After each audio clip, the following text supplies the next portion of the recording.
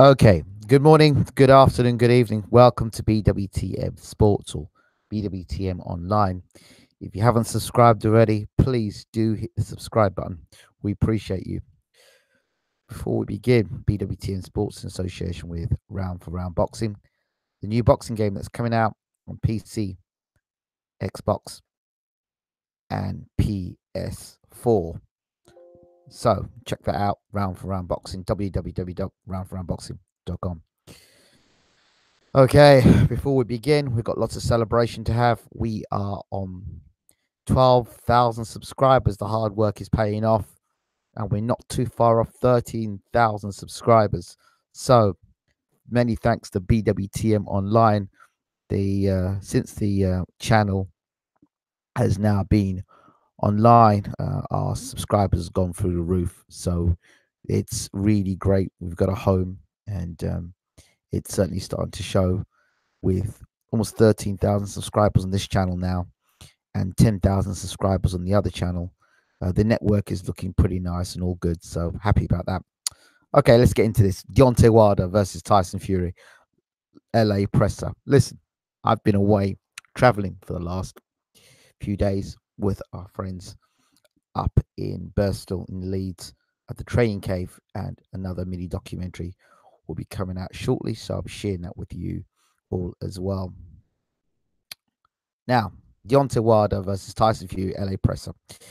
So I didn't get to see the presser live, but I kind of told you what was going to happen at the presser. I expected that this last presser would have some sort of display. Either punches would be thrown or it would just spill over. They had to, because this last press conference is the press conference that makes you go, oh, I gotta buy that ticket, or I've got to be in LA. Yeah, I've got to be there for the fight. So that is the one that spills over. Tyson and Deontay Wilder, like I've told you a long time, long time ago, that these two guys are friends. They even admitted on stage that they kind of like one another. So they do like one another. So what you're seeing here is two salesmen selling a fight. They know it's business, and the more sales they generate, they generate, the more it fills their back pocket. So why wouldn't they? Deontay has a dance partner, and to be honest, Tyson is a dance partner now. You know, so the press conference went according to plan, as far as I'm concerned. Um, some things you got to find really funny. If you look at Tyson Fury in that when he was kicking off, if you look at there's a black guy, really short. He must be about 5 foot, 5 foot tall, if that, and he's trying to hold back Tyson Fury. I mean, that shows you if Tyson really wanted to go for it, he'd have pushed that guy out of the way. I like the way when the guy is trying to hold Tyson back, Tyson kind of looked at him and just pushed him to one side. I don't know what he thought he was doing. I don't know if he thought it was security. I don't know if he was a cameraman. I don't know what that guy was doing, but he had no chance. He absolutely had no chance against Tyson. Like Tyson was like a giant over that guy. So, and the guy must have weighed. So he looked like a featherweight. You know, it was absolutely funny, laughable, really. So, what can I gauge from this press conference? I'll tell you. Everything I said about Tyson Fury has more or less come to pass. I told you, I said to you that when Tyson was doing these press conferences, he was shoving Deontay Wilder and he was doing all he was doing was sizing Deontay up. And he's looking at Deontay, his legs are skinny, he's a small guy, he's a small dude. You know, I told you Tyson's a very well researched guy. He's very intelligent, very intelligent. And again, he lets it out. He lets you know what he's about to do. But he looked at Deontay. He said he saw Deontay Wilder get knocked out in the amateurs by a short, squat guy. So Tyson knows. Tyson may play the fool up on stage. He may play the fool up in stage, and he may make you think that he's a fool. You know, some of his antics sometimes. Some of Tyson's antics. Um, well, they go over the top sometimes, but that's just him. And some of the things you think, because of some things he does, he's a complete idiot, but not really. Tyson is one of the smartest guys in the heavyweight division. Some of his decisions might not be too smart, or him being outspoken. But at the end of the day, Tyson knows exactly what he's doing. Tyson knows exactly what he's doing, and I don't know if he won this battle because Deontay flipped. I don't know if Deontay really flipped or Deontay just played the game to hype things up. Because if you really look at this photo, these are two big men, and you look at all the guys beneath him, right? It's like two giants, like uh, you're two giants, and the rest are like midgets. What the hell are these? What are these guys going to do if these two guys really decide to kick off? We just look at the photograph there. Look at Paul Frank Warren. But the guy here, if you look at the guy here, right next to Tyson Fury, the black guy, he's short. Look at him, and he's what is he trying to do? I mean, and they all know they're all in the game. They all know what's going on because look, they're all going to get paid handsomely for it. Frank will get paid well. Ben Davison will get paid well. Deontay's brother will get a side of whatever Deontay is making. Look, the Watsons will get paid well. Listen, this is all about hype. I mean, what the hell is Ben Davison going to do or Frank Warren going to do? Oh, really, honestly, if Deontay's to go for Fury or Fury's to go for Deontay, what's really going to happen? Honestly, come on. If you're buying this to be real hype or a real bad feeling between these guys, it's not bad feeling between these guys.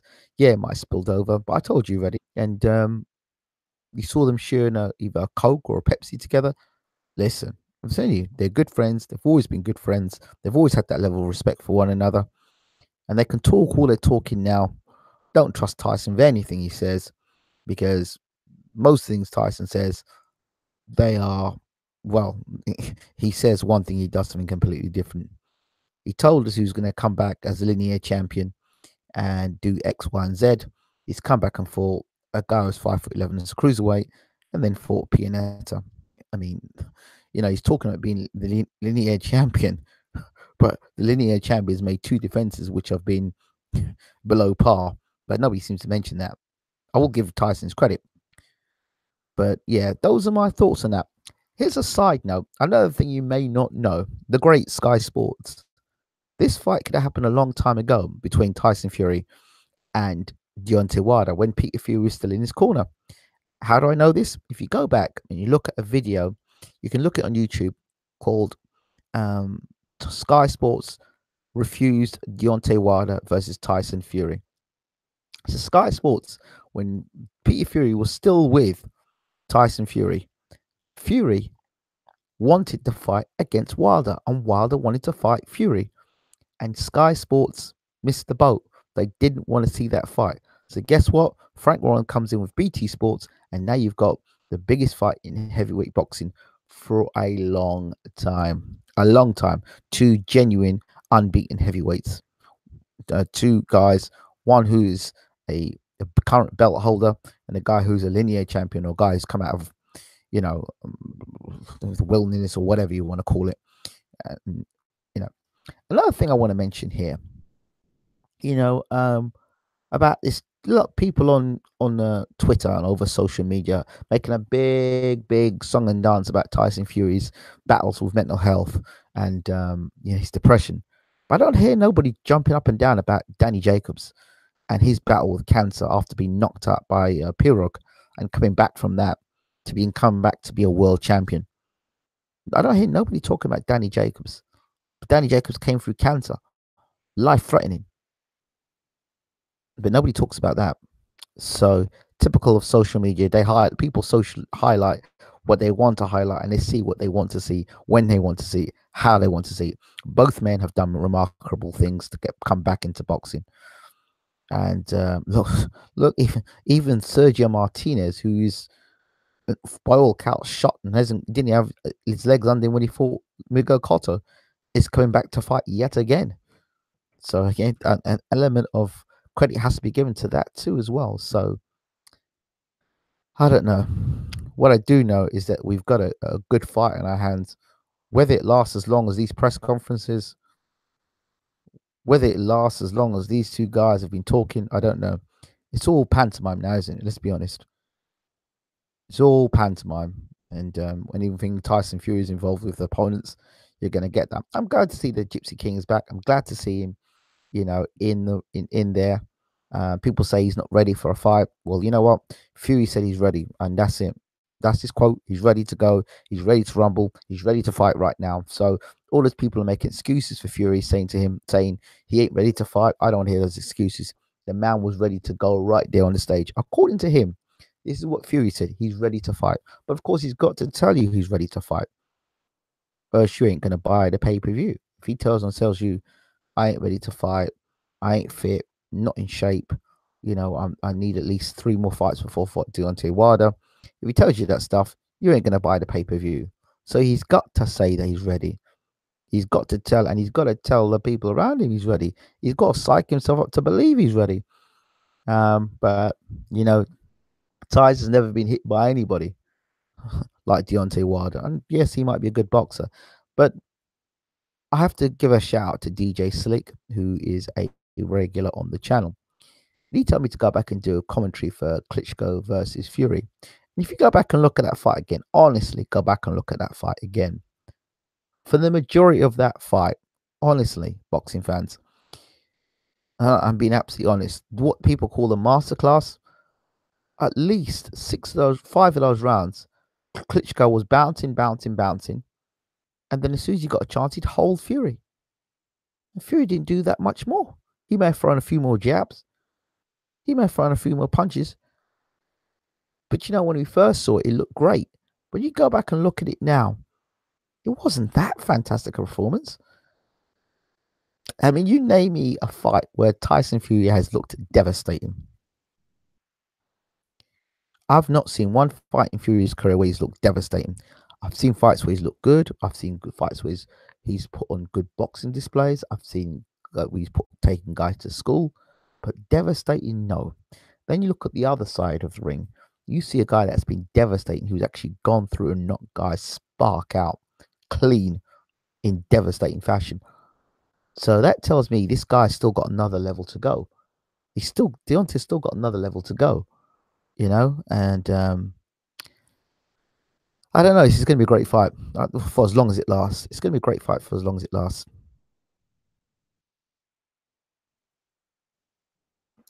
Enemies on stage, best friends backstage. Well, I've said it. I did say J124, didn't I? So Anthony Joshua's press conferences are much more better. Yeah, stay humble. This was much better than boring Anthony Joshua. Well, I think the Joshua camp's card has been well and truly pulled, and there's no recovery from this. There really isn't. And that's why Eddie Hearn is still going on, talking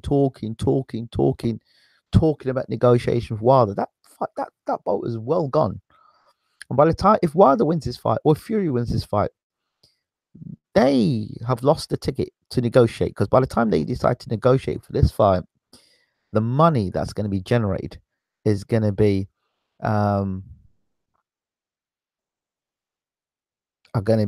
money that they're going to be asking for Tyson and Wilder, whoever wins this fight. And if it's good, there might be a rematch. There may even be a trilogy between Wilder and Fury. And who wouldn't want to see Wilder Fury 2, Wilder Fury 3? Who says they couldn't have a rematch? So that's something we need to consider as well, especially if the fight goes close. Some of Fury's KOs were pretty exciting close to the end. Yeah, I appreciate they were exciting, but devastating. Devastating. I don't know. You look at Steve Cunningham fight. Well, he should have done that against a cruiserweight, but he, on his way to beating that cruiserweight, got dropped. I mean, he had some exciting fights earlier in his career before Peter got involved, but that's because he was just being like a barroom brawler and brawling. But then when Peter came along, he added some finesse to Tyson's game. But yeah, he's not a devastating boxer. He's a very good boxer who will beat what's put in front of him so far. We have to go back to the first John McDermott fight, which I thought John McDermott beat him. So, or he looked close to beating him anyway. So, I can't say a fight where I can say, yeah. And I'm talking about Tyson Fury now in 2018. I'm not talking about Tyson Fury that fought Klitschko. And even at Tyson Fury, go back and look at the fight. He didn't look devastating. He didn't look great. It was about what Klitschko didn't do. Klitschko didn't let his hands go. Klitschko did not do, and you give Tyson some credit for that, but Klitschko didn't do anything. He was scared to let his hands go. You know, he's scared to let his hands go for whatever reason. He was scared to let his hands go. But you got a guy named Deontay Wilder who won't be scared to let his hands go. You got to look at all the situations. So when Klitschko actually decided to let his hands go in a few rounds, he was able to catch Fury. You know, and Klitschko's not the sort of puncher that Wilder is. I keep mentioning this. He's not as good a boxer as Klitschko, but Klitschko is not the sort of aggressive fighter that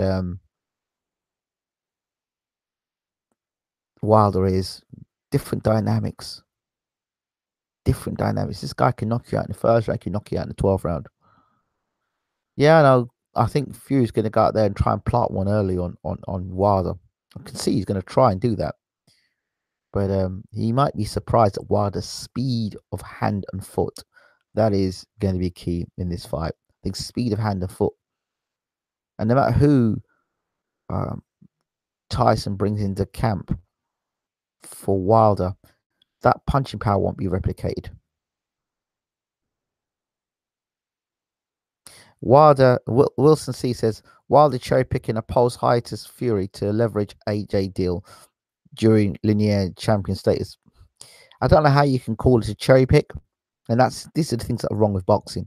How can you call the guy that's, you know, one side you're saying that Tyson Fury is, you know, the linear heavyweight champion, he's the best thing since sliced bread, and the other side you're calling it a cherry pick. It's not a cherry pick. How can you cherry pick an unbeaten, proven fighter, an elite fighter? It's not a cherry pick. If you want to talk about cherry picking, talk about 317-pound Miller, Big Bully Miller.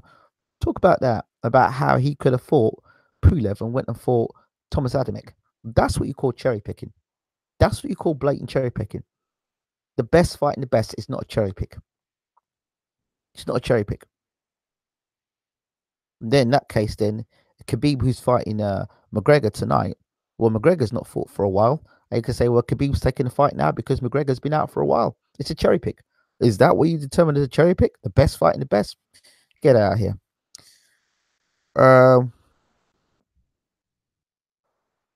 It's obvious that you're biased towards Wilder. It's not obvious I'm biased towards Wilder because if you knew my history, you know I wasn't a Wilder fan. And if you knew the history of this channel, you'd know that myself and Deontay Wilder were not on great speaking terms early in his career before he became champion.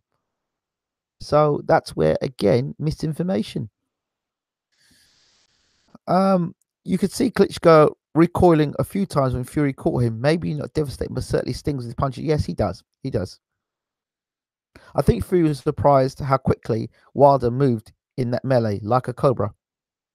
Fury will beat him just, well, you know, it's all this. I'm not here to discuss who wins the fight. I'm just giving a post reaction to this. And so, you know, go back and listen to the interview with Peter Fury on Bayloric TV about how Sky Sports didn't want to have this fight, didn't want to make this fight between Fury and Wilder.